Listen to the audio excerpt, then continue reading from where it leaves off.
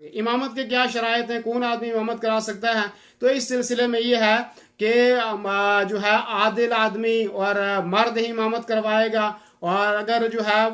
पढ़ा लिखा आदमी है तो वो इमामत जो है वो कराएगा, और औरत जो है वो मर्दों की इमामत नहीं करवा सकती है। औरत औरतों की इमामत करा सकती है, लेकिन वो भी सफ के अंदर खड़े होकर, ऐसा नहीं जैसे जे के मर्द जो है वो आगे खड़ा होकर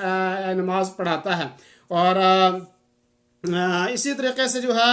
और भी बहुत सारे मसाइल हैं। इमामत का ज़्यादा हकदार कौन है जो इमामत जिसको करनी चाहिए? इस बारे में अल्लाह के रसूल सल्लल्लाहु अलैहि वसल्लम की हदीस है, सही मुस्लिम की रिवायत है, फरमाया या उम्मुल कौम अक़राहुम लिकिताबिल्लाह, कि लोगों की इमामत वो करवाए कि जिसको कुरान का ज़्यादा इल्म हो, जो कुरान सबसे अच्छा पढ़ने वाला हो, वो लोगों की इमामत जो है वो करवाए। फ़इन कानु फ़िल क़िराअति सवाअन फ़अअलमुहुम बिस्सुन्नह, और अगर क़िराअत में सारे के सारे बराबर हैं, सब कुरान अच्छा पढ़ना जानते हैं, तो फिर उस आदमी को जो है आगे बढ़ाया जाए कि जो आदमी जो है सुन्नत का इल्म ज़्यादा रखता है, जिसको हदीस का इल्म ज़्यादा है। फ़इन कानु फ़िस्सुन्नति सवाअन, अगर सुन्नत में सारे के सारे बराबर हैं, फ़अक़दमू हिजरा, तो जिन्होंने सबसे पहले हिजरत की थी तो वो इमामत करवाएंगे। अल्लाह के रसूल के ज़माने में जो लोग पहले हिजरत करके आए थे सहाबाए किराम, तो फिर उनको मुक़द्दम किया जाएगा। फ़इन कानु फ़िल हिजरति बिस्सुन्नति फ़इन कानु फ़िल हिजरति सवाअन फ़अक्सरुहुम सिन्नन, और अगर सारे हिजरत में भी बराबर हैं तो फिर जो बड़ी उम्र वाला होगा वो आदमी इमामत जो है वो करवाएगा। और ऐसे ही जो है अगर कहीं पे किसी मस्जिद में इमाम जो है वो मुकर्रर है हुकूमत की तरफ से या किसी कमेटी की तरफ से, तो ऐसी सूरत में उस इमाम को ही नमाज पढ़ाना देना चाहिए, और ये मुतालबा नहीं करना चाहिए कि मैं जो है वो बाहर से आया हूँ और मैं नमाज पढ़ूँ। या घर में कोई आदमी नमाज पढ़ता है तो उस आदमी के घर में आप जब जाएं तो उस आदमी का जो घर वाला है उसका ज़्यादा हकदार है कि वो इमामत करवाए, इसलिए कि अल्लाह के रसूल की हदीस है जो फरमाया ला यउम्मन रजुल फी अहलिही वला सुल्तान इल्ला बिइज़्निही, कि आदमी किसी के घर में और किसी हाकिम की इजाज़त के बगैर जो है साहिब खाना और हाकिम का उसकी इजाज़त के बगैर इमाम न बने। यानी कहीं इमाम मुकर्रर है रस्मी तौर पे या मुतय्यन है तो वहाँ उसी को पढ़ाने देना चाहिए। अपनी तरफ से ये कोशिश नहीं करनी चाहिए कि मुझे जो है वो आगे बढ़ाया जाए, ऐसा नहीं करना चाहिए। अब ये सवाल है कि बहुत सारे लोग ये सवाल करते हैं और एतराज़ भी करते हैं कि क्या बच्चा जो है वो छोटा बच्चा नमाज पढ़ा सकता है या नहीं, तो बच्चे की इमामत करवाना कैसी है? तो इस सिलसिले में अर्ज़ ये है कि छोटा बच्चा अगर कुरान का आलिम है, कुरान का अच्छा पढ़ा हुआ है, तो वो छोटा बच्चा नमाज पढ़ा सकता है, क्योंकि मुआज़ रज़ी अल्लाह अन्हु रसूल सल्लल्लाहु अलैहि वसल्लम के पीछे नमाज अदा करते थे और फिर अपनी कौम की जाकर जो है वो इमामत किया करते थे। तो ऐसे सूरत में छोटा बच्चा है अगर और कुरान का आलिम है, कुरान पढ़ा हुआ है, तो वो आदमी वो लोगों की इमामत करवा सकता है। और दलील मैंने आपको जो है सही बुखारी की दे दी, सफ़ा नंबर 98 के ऊपर ये हदीस मौजूद है। और ऐसे ही जो है इमाम शाफी रहमतुल्लाह भी यही कहते हैं कि छोटा बच्चा जो है वो नमाज पढ़ा सकता है, और उनका इस्तिदलाल जो है अम्र इब्न सलमा की हदीस है जिसमें मज़कूर है कि रसूल सल्लल्लाहु अलैहि वसल्लम ने फरमाया कि कुरान का जो ज़्यादा कारी हो वही इमाम बने, ठीक है नी। और अम्र इब्न सलमा अपनी कौम की इमामत करते थे जबकि ये उस वक़्त 7 साल की उम्र में थे। बुखारी की रिवायत है कि जो अम्र इब्न सलमा जो थे वो अपनी कौम की इमामत किया करते थे और कुरान अच्छा पढ़े हुए थे, और इनकी उम्र जो है वो सिर्फ 7 साल थी। तो ये 2 हदीसें मैंने आपको बताई, एक हज़रत जो है मुआज़ रज़ियल्लाहु अन्हु की और एक हज़रत अम्र इब्न सलमा की। तो इससे ये साबित होता है कि छोटा बच्चा जो है वो अगर कुरान का हाफिज़ है, कुरान अच्छा पढ़ना जानता है, और उसके मुकाबले में और कोई जो है उतना ज़्यादा कुरान पढ़ना नहीं जानता, तो ऐसी सूरत में बच्चा जो है वो बच्चा इमामत करवा सकता है और नमाज सही हो जाएगी। इसी तरीके से ये है कि औरतों की इमामत कर सकती है लेकिन मर्दों की इमामत वो नहीं कर सकती। और वो जो है उसकी हदीस भी जो है सुनन अबू दाऊद की रिवायत है कि उम्मे वर्का बिन्त नौफल जो है वो घर में नमाज पढ़ाया करती थी अपने अहले बैत को, अपने घर वालों को। तो औरत घर में नमाज पढ़ाएगी और सफ में खड़ी होकर पढ़ाएगी, जैसे कि पहले मैंने इसकी वजाहत कर दी। क्या नाबीना आदमी जो है वो इमामत करवा सकता है या नहीं? तो नाबीना आदमी को इमाम मुकर्रर किया जा सकता है, नाबीना आदमी नमाज पढ़ा सकता है, क्योंकि रसूल सल्लल्लाहु अलैहि वसल्लम ने अब्दुल्ला इब्न उम्मे मक्तूम को 2 बार मदीने में अपने पीछे छोड़कर गए, वो लोगों की नमाज पढ़ाया करते। अब्दुल्ला इब्न मक्तूम जो है वो नाबीना सहाबी थे रज़ियल्लाहु अन्हु, और अल्लाह के रसूल सल्लल्लाहु अलैहि वसल्लम ने 2 मरतबा जब आप बाहर गए तो उनको जो है अपनी जगह छोड़ कर गए, और अब्दुल्ला इब्न उम्मे मक्तूम जो है वो लोगों की इमामत किया करते थे। तो इससे ये साबित होता है कि नाबीना आदमी जो है वो इमामत करवा सकता है, उसकी इमामत में कोई हरज नहीं है।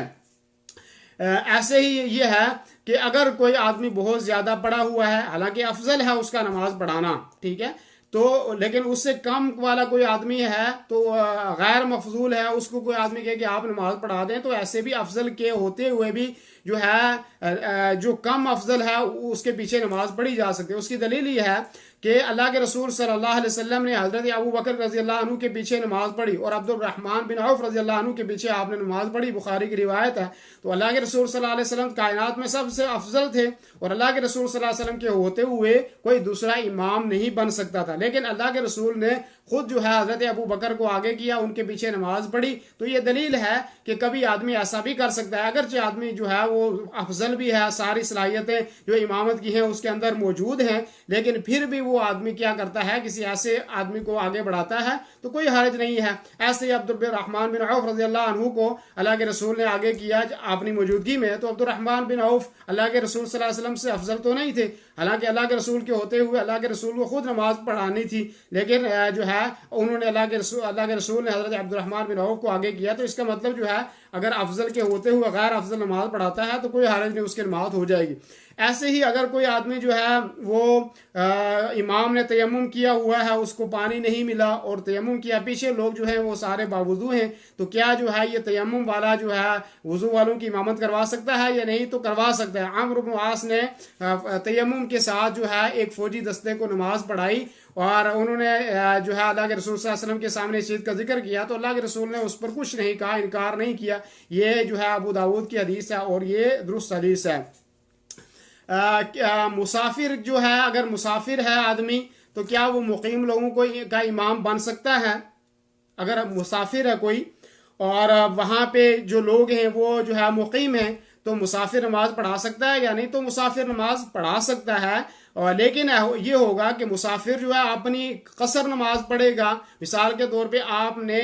کسی مسافر آدمی کو ظہر کی نماز میں امام بنا دیا ہے، اب مسافر نے 2 رکعت پڑھنی ہے، لیکن جو مقیم ہے ان کو 4 رکعت پڑھنی ہے، تو ایسی صورت میں جو مسافر امام ہے وہ اپنی 2 رکعت پڑھ کے وہ سلام پھیر دے گا، اور مقتدی جو پیچھے کھڑے ہیں وہ اپنی 4 رکعت جو ہے وہ پوری کریں گے۔ اس لیے کہ اللہ کے رسول صلی اللہ علیہ وسلم جب مکہ میں گئے تو آپ نے اہل مکہ کو نماز پڑھائی، کیونکہ اہل مکہ جو ہے وہ مقیم تھے اور اللہ کے رسول صلی اللہ علیہ وسلم مسافر تھے۔ تو اللہ کے رسول نے فرمایا یا اہل مکہ اتموا صلاتکم فإن قوم سفر، کہ اے اہل مکہ آپ اپنی نماز کو مکمل کرو، اور ہم لوگ جو ہیں وہ مسافر ہیں، معطا کی یہ روایت ہے۔ تو مسافر جو ہے وہ مقیم کی نماز امامت کر سکتا ہے، لیکن شرط یہ ہے کہ مقتدی اپنی پوری نماز جو ہے مقیم اپنی پوری نماز پڑھیں گے اور مسافر اپنی قصر نماز جو ہے وہ پڑھے گا۔ اور ایسے ہی جو ہے دوسرا مسئلہ یہ ہے کہ مقتدی کا امام کے ساتھ کھڑا ہو سکتا ہے یا نہیں۔ اگر مثال کے طور پہ اگر آگے جگہ نہیں ہے تو آپ مقتدی امام کے ساتھ کھڑا ہو رہا ہے تو ہو سکتا ہے، نہیں تو کوئی حرج نہیں ہے، کھڑا ہو سکتا ہے، لیکن اس میں نے پہلے بھی بتایا کہ امام جو ہے وہ بائیں طرف کھڑا ہوگا اور مقتدی جو ہے وہ دایاں طرف کھڑا ہوگا، جیسے کہ مشہور روایت ہے موجود ہے۔ اور اگر 3 آدمی ہے تو امام آگے کھڑا ہوگا، لیکن اگر جگہ کہیں پہ نہیں ہے، ایسی صورت بن گئی ہے، تو وہاں بیچ میں امام کھڑا ہو سکتا ہے، نماز ہو جائے گی، کوئی مشکل نہیں ہے۔ اور ایسے ہی اگر پیچھے پوری مسجد بھر گئی ہے، اب اور جگہ باقی نہیں رہی، باہر بھی جگہ نہیں ہے، تو ایسی صورت میں امام کے دایاں طرف سے اگر مقتدی کھڑے ہونے شروع ہو جائیں اور پھر اس کے بعد وہ بھی جگہ فل ہوگی تو پھر بائیں طرف امام کے ساتھ کھڑے ہو جائیں تو انشاءاللہ ان کی نماز درست ہو جائے گی، تو انشاءاللہ کوئی حرج نہیں آئے گا۔ ایسے ہی جو ہے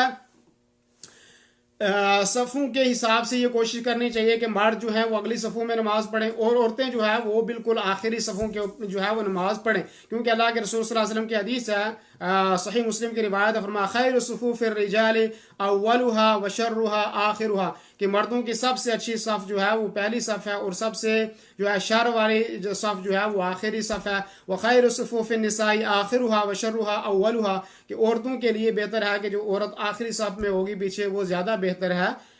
جو ہے مردوں کے بالکل پیچھے والی صف میں کھڑے ہونے سے۔ اور اسی طریقے سے جو ہے امام جو ہے جب نماز پڑھائے گا تو امام سترہ رکھ کے سامنے جو ہے وہ نماز پڑھائے گا. سترے کے بغیر نماز نہیں پڑھانی چاہیے. لیکن اگر امام نے سترہ رکھ لیا ہے تو اب وہ مقتدیوں کے لیے سترہ جو ہے وہ کافی ہو گیا. سترہ کیا ہے؟ سترہ کوئی آپ لکڑی بھی رکھ سکتے ہیں، یا جو ہے کوئی پتھر سامنے ہے آپ وہ پتھر بھی رکھ سکتے ہیں، یا کوئی اور چیز ہے آپ وہ بھی جو ہے وہ رکھ سکتے ہیں، یا کوئی مسجد میں ہے تو کوئی سامنے ستون ہے تو اس کو بھی آپ جو ہے وہ سترہ بنا سکتے ہیں. اور ایسے ہی جب آپ امام کے ساتھ نماز پڑھ رہے ہوں تو آپ کو امام کی اقتداء جو ہے وہ کرنی چاہیے، اس لیے کہ اللہ کے رسول نے فرمایا انما جعل الامام لیتم بہ فلا تختلفوا علیہ، کہ جب آپ جو ہے امام کے ساتھ نماز پڑھ رہے ہوں تو امام کی اقتداء کریں اور اس میں اختلاف نہ کریں. فاذا کبر فکبروا، جب امام اللہ اکبر کہے تو آپ بھی اللہ اکبر کہیں. واذا رکع فرکعوا، جب امام رکوع کرے تو آپ بھی کیا کرو؟ رکوع کرو.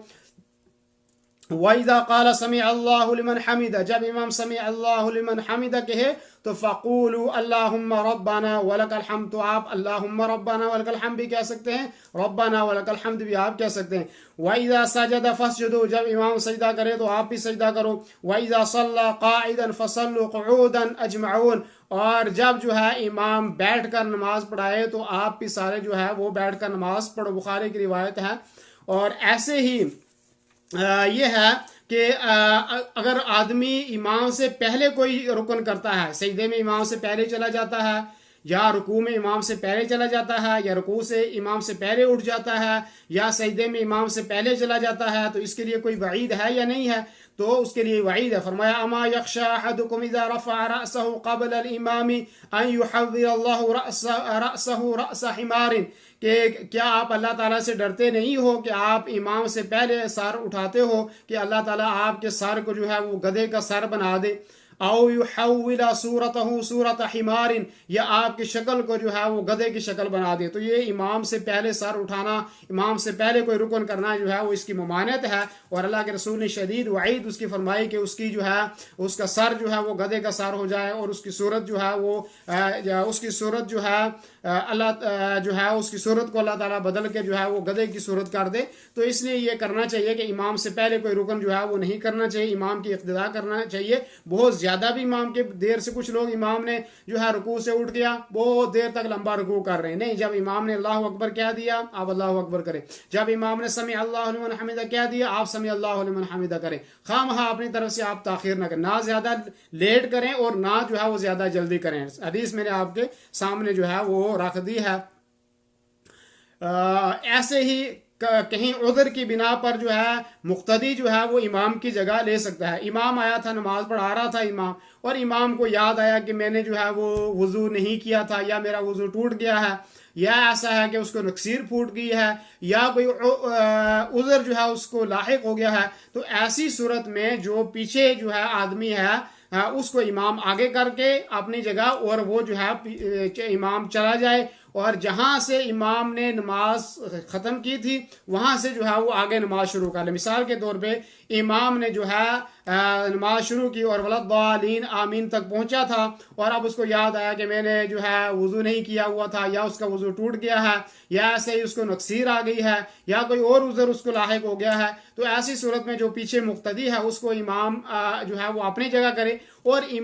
جو پیچھے والا آدمی ہے وہ وہیں سے شروع کرے. مثال کے طور پہ اس نے ولضالین آمین تک پہنچ گیا تھا اور وہ اس کے آگے شروع کر لے صورت، اور پھر وہ نماز مکمل جو ہے وہ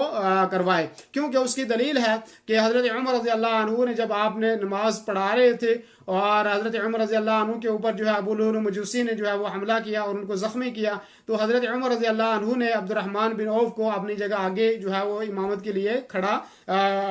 کیا، اور انہوں نے نماز جو ہے وہ مکمل کی.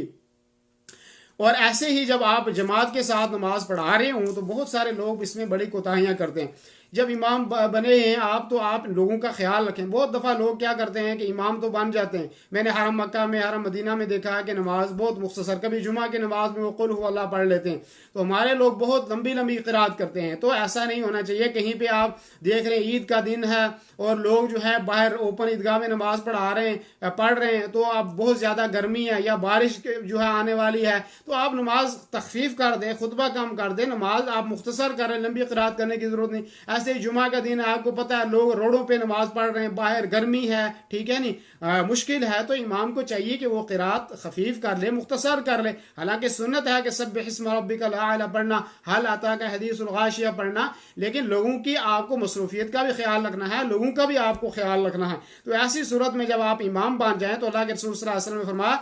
اذا صلی احدکم بالناس فلیخفف، جب آپ لوگوں کو نماز پڑھا رہے ہوں تو آپ نماز کو آپ جو ہے تخفیف کریں نماز کے اندر۔ فإن فيهم الضعيف والسقيم والكبير، اس لیے کہ اس میں جو ہے کمزور لوگ بھی ہیں اور بیمار بھی ہیں اور بزرگ لوگ بھی ہیں۔ فإذا صلى لنفسه فليطول ما شاء، جب آپ اکیلے نماز پڑھ رہے ہوں تو جتنی لمبی آپ نماز پڑھنا چاہیں آپ نماز جو ہے وہ پڑھے، لیکن ہم یہ کرتے ہیں جب امام ہم بن جائیں تو بہت لمبی نماز ہم پڑھاتے ہیں، اور جب جو ہے ہم جو اکیلے نماز پڑھ رہے ہوں تو اس وقت جو ہے صرف قل هو اللہ پڑھ کے ہم اپنی نماز ختم کر دیتے ہیں۔ اور ایسے ہی جو ہے اگر کوئی آدمی ایسا ہے کہ وہ نماز پڑھا رہا ہے لیکن مقتدی اس کو اچھا نہیں سمجھتے، اللہ یہ کہ حکومت کی طرف سے کوئی امام بنا ہوا ہے تو یہ حکومت کی ذمہ داری ہے کہ حکومت اس کو ہٹائے یا نہ ہٹائے، ٹھیک ہے نہیں، لیکن اگر کوئی جو ہے امام ایسا ہے کہ مقتدی اس کو ناپسند کرتے ہیں اور مقتدی نہیں چاہتے اس کے پیچھے نماز پڑھنے کو اور پھر بھی وہ نماز پڑھا رہا، تو ایسے جو ہے امام کے بارے میں کیا فرمان ہے اللہ کے رسول کا؟ فرمایا ثلاثۃ لا ترفع صلاتهم فوق رؤوسهم شبرا، کہ 3 آدمی ایسے ہیں کہ ان کی نماز ان کے سروں کے سے ایک بالشت بھی اوپر نہیں جاتی۔ ایک بالشت یہ ہے کہ 3 آدمی ایسے ہیں کہ ان کی نماز ان کے سروں سے ایک بالش اوپر نہیں جاتی ہے، یعنی ان کی نماز قبول نہیں ہوتی۔ وہ کون سے آدمی ہے؟ فرمایا رجل اما قوما وهم له کارہون، کہ ایسا امام جو لوگوں کی امامت کرتا ہے اور لوگ اس کو ناپسند سمجھتے ہیں، تو ایسے آدمی کی نماز اس کے سر سے ایک بالش اوپر جو ہے وہ نہیں جاتی۔ فرمایا وَإِمْرَأَةٌ بَاتَتْ وَزَوْجُهَا عَلَيْهَا سَاخِطٌ، اور ایسی بیوی کہ اس کا جو ہے وہ گھر والا اس کے اوپر جو ہے وہ ناراض ہے، تو ایسی صورت میں اس عورت کی بھی جو ہے وہ عبادت قبول نہیں ہے۔ وَأَخْوَانِ مُتَصَارِمَانِ، اور جو وہ دو بھائی جو آپس میں قطع تعلقی کرتے ہیں، جو قطع تعلقی کرنے والے ہیں آپس میں اپنے بھائیوں سے، اپنے قریبی رشتہ داروں سے، ان کی بھی نماز قبول نہیں ہوتی، یعنی ان کی نماز بھی جو ہے ان کے سروں سے ایک بالش اوپر نہیں جاتی۔ اور دوسری حدیث میں ہے کہ جو آدمی جو ہے قطع تعلقی کرتا ہے، بات نہیں کرتا، ان کی بات قبول نہیں ہوتی۔ یہ کتنی بڑی جو ہے بدقسمتی ہے کہ ہم نماز پڑھیں، ہم سارا کچھ کریں، پھر بھی ہماری نماز جو ہے وہ قابل قبول نہ ہو۔ تو اس لیے جن کے درمیان کوئی ناچاکی ہو، جن کے درمیان کوئی اختلاف ہو، تو اس کو ختم کرنا چاہیے تاکہ آپ کی اور اس کی بھی نماز جو ہے وہ قابل قبول اللہ رب العالمین کے نزدیک ہوں۔ ایسے ہی جب آپ جو ہے امام کے پیچھے ان لوگوں کو کھڑا ہونا چاہیے کہ جو لوگ قرآن سے واقف ہوں، جو ہے عقل والے لوگ ہوں، اور جو ہے اچھی فراست والے لوگ ہوں، ایسے لوگوں کو امام کے پیچھے کھڑا ہونا چاہیے۔ مسلم شریف کی روایت ہے، فرمایا لِيَلِيَنِي مِنْكُمْ أُولُو الْأَحْلَامِ وَالنُّهَىٰ، کہ میرے پیچھے وہ آدمی کھڑے ہوں کہ جو صاحب علم اور فراست میں ہوں، ان لوگوں کو جو ہے امام کے پیچھے کھڑے ہونا چاہیے۔ اور ایسے ہی جو ہے امام جب سلام پھیرے تو امام کو سلام پھیر کر کبھی جو ہے وہ دائیں طرف سلام پھیر کے دائیں طرف مقتدیوں کی طرف مڑنا چاہیے، اور کبھی جو ہے وہ بائیں طرف جو ہے مڑنا چاہیے سلام پھیر کر امام کو، اس لیے کہ اللہ کے رسول صلی اللہ علیہ وسلم کی حدیث ہے کان نبی صلی اللہ علیہ وسلم یؤمنا فینصرف جانبیہ جمیعا علی یمینہ وعلی شمالہ، کہ اللہ کے رسول صلی اللہ علیہ وسلم کبھی جو ہے وہ دائیں طرف نماز پڑھانے کے بعد سلام پھیرنے کی طرف ہماری طرف متوجہ ہوتے تھے، اور کبھی بائیں طرف متوجہ ہوتے تھے، تو کبھی امام دائیں طرف بائیں طرف دونوں طرف متوجہ ہو سکتا ہے مقتدیوں کی طرف، اس میں کوئی گناہ نہیں ہے۔ ایسے ہی جو ہے جب آپ نماز کھڑے ہوں نماز کے لیے تو آپ صفوں کو درست کر کے نماز